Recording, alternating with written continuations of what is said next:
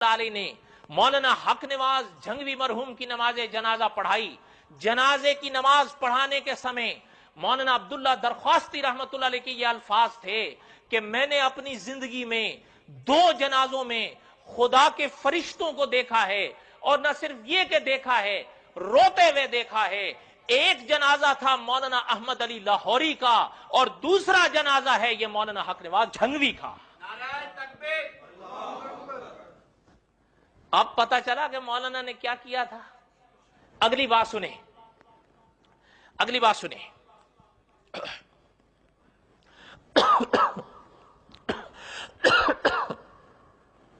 یہاں پر حضرت نے ایک عنوان قائم کیا, بس آخری بات ہے. مولانا حق نواز جھنگوی مرحوم, یہ باب پورا کر کے ختم ہے, یہ تھوڑا سا ہے. رؤیا صالحہ, اچھے خواب. کیا اچھے خواب؟ اس حوالے سے بڑی چیزیں ہیں, لیکن ایک چیز سناتا ہوں آپ کو. اور اس کے راوی مولانا محمد مکی ہیں. کون ہے؟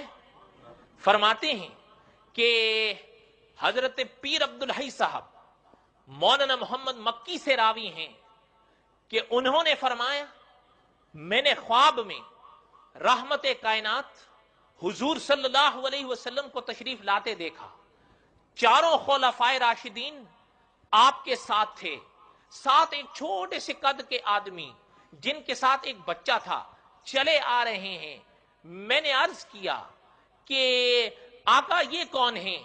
تو فرمایا, میرے عرض کرنے پر آقا نے فرمایا کہ یہ حق نواز جھنگوی ہیں, انہیں جنت پہنچانے جا رہے ہیں. اب کس کی مرضی وہ مانے, جس کی مرضی نہ مانے. اگلی بات سنیں. یہاں پر کئی خوابیں لکھی ہیں, لیکن اب سب تو نہیں سنا سکتے. البتہ امام کعبہ کا خواب سناتا ہوں, سنیں گے؟ وہ جو ہے نا, وہ امام کعبہ کے تو پھر شان اپنی ہے. سنیے. مولانا محمد مکی صاحب نے فرمایا کہ مجھے کام کے لیے چھٹی چاہیے تھی. حضرت امام کعبہ کی خدمت میں اگلے دن کی چھٹی کے لیے میں حاضر ہوا. انہوں نے پہنچتے ہی پوچھا, بھائی یہ پاکستان کے حق نواز کون ہیں؟ کون پوچھ رہے ہیں؟ یہ پاکستان کے حق نواز کون ہیں؟ میں نے کہا آپ ان کا کیسے پوچھتے ہیں؟ فرمایا رات میں نے خواب میں سرور کائنات کو دیکھا ہے صلی اللہ علیہ وسلم. اور کنہوں نے دیکھا ہے؟ امام کعبہ نے. فرمایا میں نے رات خواب میں سرور کائنات صلی اللہ علیہ وسلم کو دیکھا کہ حضرت صلی اللہ علیہ وسلم تشریف لا رہے ہیں. آپ صلی اللہ علیہ وسلم کے دائیں حضرت صدیق اکبر ہیں رضی اللہ تعالیٰ, اور بائیں حضرت عمر بن خطاب ہیں رضی اللہ تعالیٰ. آقا کے سنگ چلے آ رہے ہیں. میں نے عرض کیا یا رسول اللہ صلی اللہ علیہ وسلم, یہ ابو بکر ہیں رضی اللہ عنہ, اور یہ عمر فاروق ہیں رضی اللہ عنہ, انہیں تو میں جانتا ہوں, لیکن یہ صاحب کون ہیں کہ ان کے پیچھے ایک تیسرے صاحب نظر آ رہے ہیں آپ کے سنگ. امام کعبہ فرماتے ہیں کہ حضرت صلی اللہ علیہ وسلم نے فرمایا یہ میرا بیٹا حق نواز ہے جو میرے صحابہ کے لیے کٹا ہے. اب پتہ چلا ہے کہ مولانا نے کیا کیا ہے. فقط نعرہ سن کے تقریر بند کر دینا بڑی آسان بات ہے, بلکہ مولانا اپنی زندگی میں بھی فرمایا کرتے تھے کہ بیٹھک میں بیٹھ کر ہمارے اوپر تبصرے کرنا بڑا آسان ہے, لیکن ہمارے موقف کو سمجھنا آسان نہیں ہے. آگے سنیے. یہاں پر ایک اور بات بھی ہے, لیکن بہرحال آپ وہ کتنے ہم چیزیں سنائیں, یہ تو ایک دریا ہے. آپ کو ایک چیز سناتے ہیں تاکہ اس پر ہم اختتام کر دیں.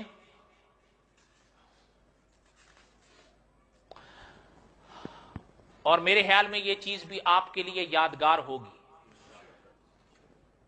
آپ کے ہمارے امام اور استاد قاری محمد طیب صاحب, دعا کریں اللہ تعالیٰ انہیں صحت نصیب فرمائے.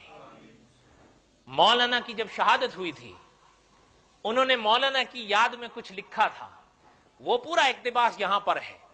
کہیں تو اس کو سنا دیں اور اسی پہ اپنی تقریر بس کر دیں. ان سے پہلے, یہ الفاظ سنانے سے پہلے, خوابوں کے حوالے سے وہ خواب یہاں پر نہیں ہے.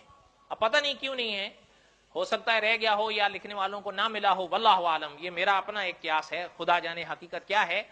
لیکن حضرت شیخ مکی صاحب جب یہاں تشریف لائے تھے اور علماء بھی موجود تھے، ان کی موجودگی میں استاد محترم نے اپنا ایک خواب سنایا تھا، اور یہ خواب مولانا حق نواز جھنگوی مرحوم کی شہادت کے بعد حق نواز جھنگوی نمبر میں بھی چھپا تھا کہ جس دن مولانا کی شہادت پاکستان میں ہوئی، کتنے بجے ہوئی؟ ابھی میں نے سنایا تھا 8:15 بجے۔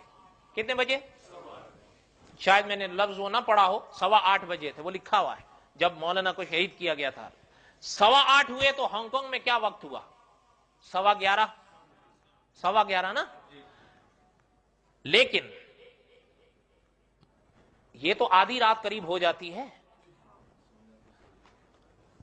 مولانا نے علماء کی مجلس میں یہ چیز سنائی تھی کہ میں نے اس رات ایک خواب دیکھا کہ میرے والد فوت ہو گئے ہیں، لیکن ان کے والد تب حیات تھے، اور مولانا کی شہادت اور یہ خواب دیکھنے کے قریب بعد، جہاں تک مجھے یاد آ رہا ہے قریب 2 سال کے بعد کم و بیش حضرت کے والد صاحب کا انتقال ہوا تھا۔ فرماتے ہیں میں اٹھا تو رو پڑا، تو کہ مجھ سے پوچھا گیا آپ کیوں رو رہے ہیں، تو کہنے لگے میں نے کہا میں نے خواب میں دیکھا کہ ابا فوت ہو گئے۔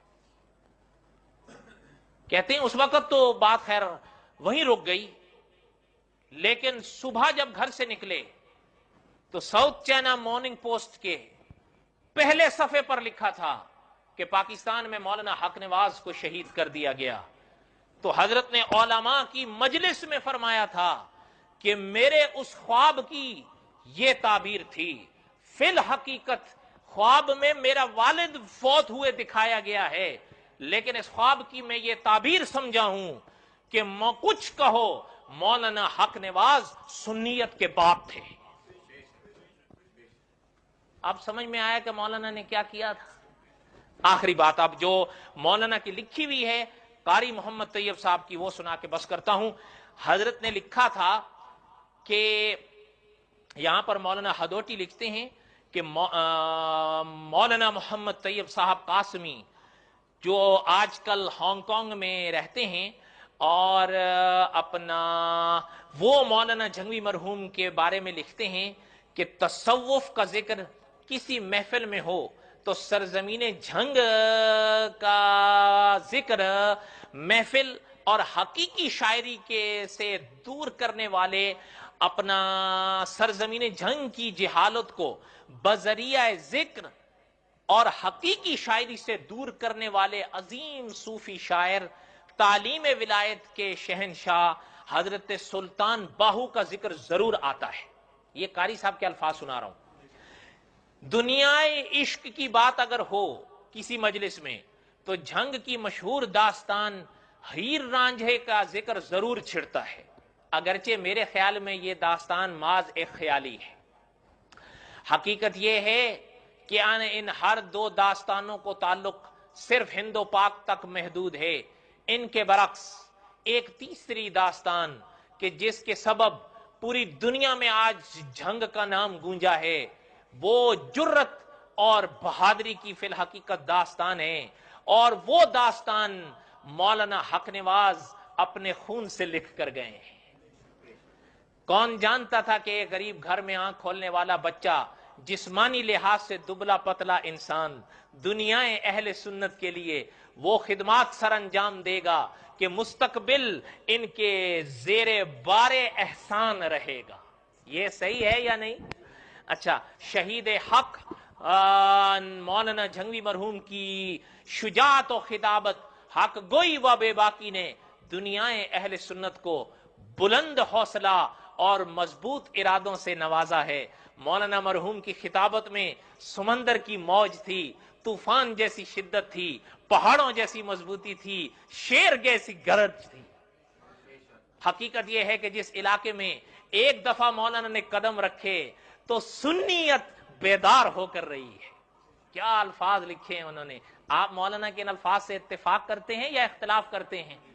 آگے لکھتے ہیں کہ بلکہ اپنے حقوق کا محافظ بھی بنا دیا ہے کہ نوجوان نسل مولانا جھنگوی مرحوم کے مشن کے ساتھ ایسی وابستہ ہوئی کہ اصحاب رسول اللہ صلی اللہ علیہ وسلم کے سپاہی بن کر رہی ہے.